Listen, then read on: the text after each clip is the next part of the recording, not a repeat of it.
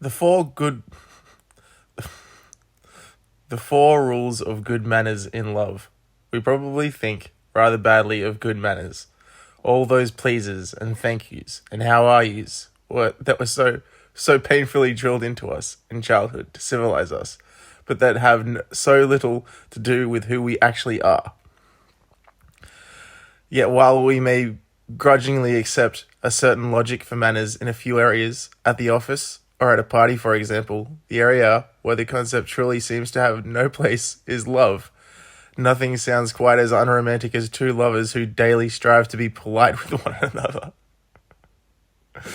Honest, lively, sweet, authentic, of course, but polite.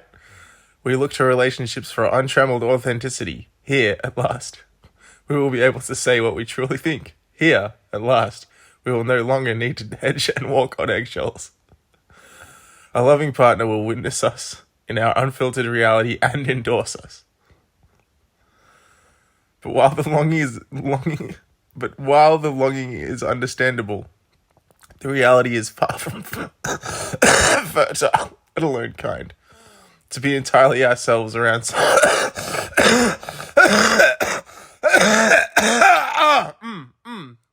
excuse me.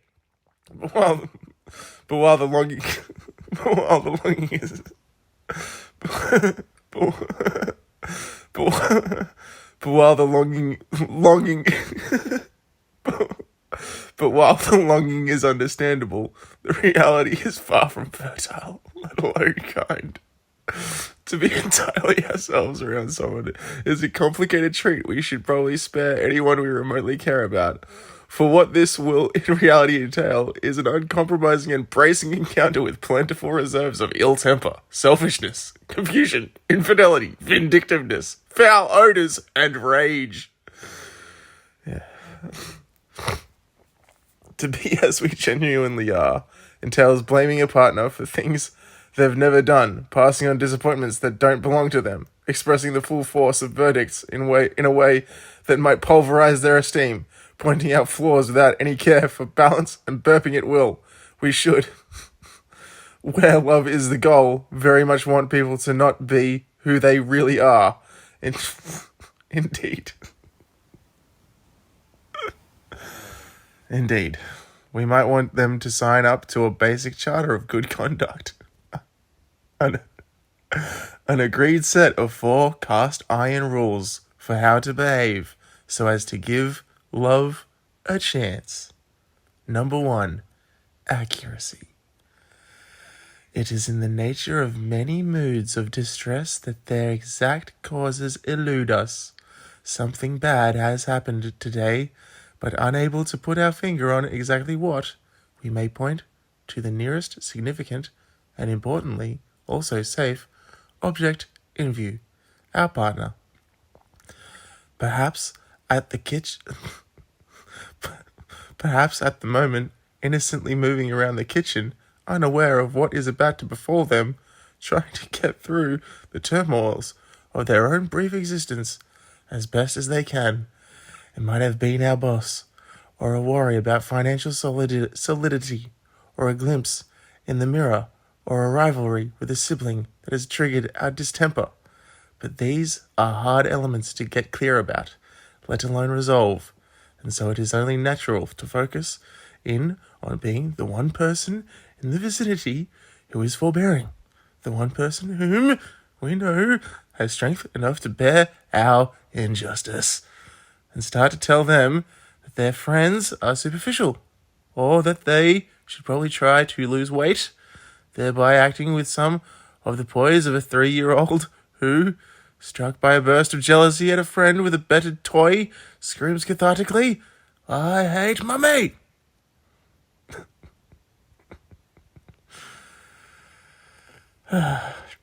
2. Kindness.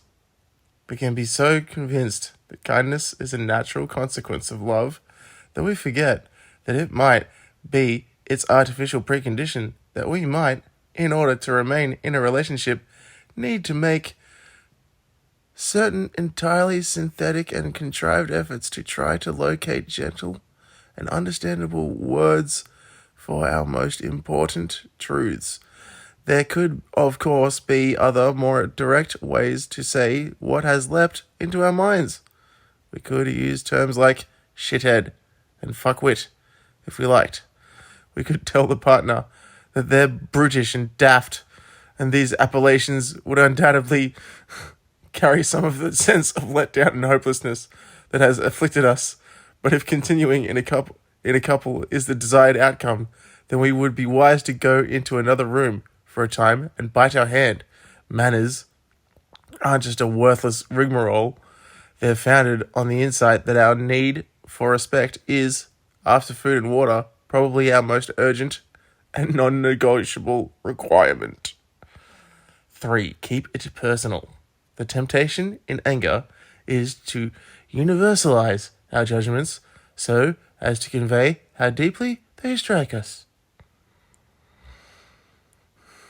That's why we end up telling the partner that they are not just in our view, but in and of themselves, in their essence, in a way that a court of law or a divine judge would think cold, selfish, stupid, needy, or hypocritical. It feels so deeply true, but if we're interested in retaining the ear of a person we may want to be thinking of on our deathbed, we'd be better off trying for something more local and conditional.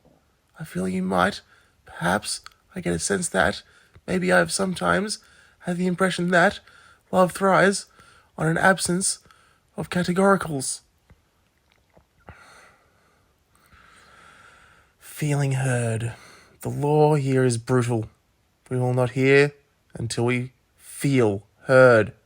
We won't be able to acknowledge the feelings of those who have denied our own.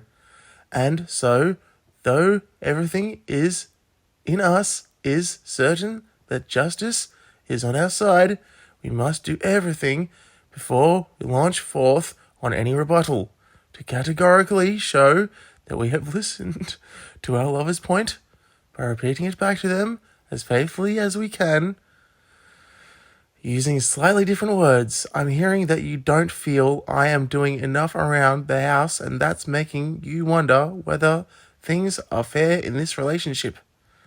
We don't need to do anything practically any more complicated, though emotionally torturous and restrictive, than paraphrase.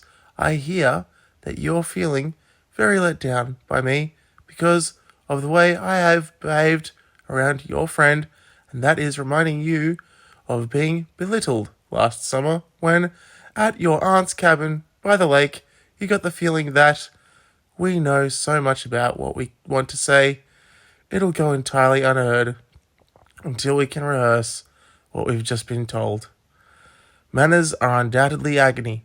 Our hatred of them is in no way misfounded, and yet, tragically, it seems that only by limiting our right to free expression, only by restricting liberty, only by disallowing ourselves from being who we really are, can we get any closer to what we want.